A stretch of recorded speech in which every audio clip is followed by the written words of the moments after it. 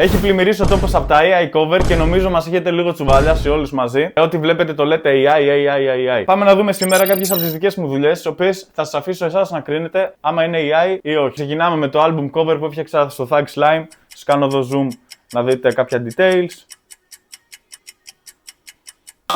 Αυτό είναι το στήσιμο της εικόνας. Και αυτές είναι οι εικόνες που έχω χρησιμοποιήσει. Πάμε στο δεύτερο. Λοιπόν, αυτό είναι λιγάκι πιο δύσκολο. Σας αφήνω να σκεφτείτε.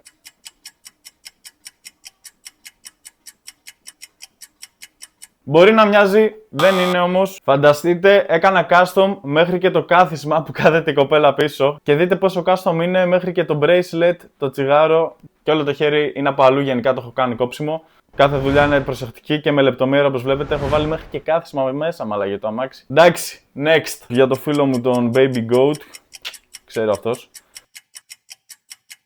Αυτό μπορεί κάποιος να πει ότι είναι πολύ κοντά με AI. Δυστυχώς όμως. Αυτό είναι το στήσιμο της εικόνας. Και εδώ είναι οι φωτογραφίες που έχω χρησιμοποιήσει. Sorry μάγκες, ούτε αυτό είναι AI. Πάμε στο τελευταίο. Λοιπόν...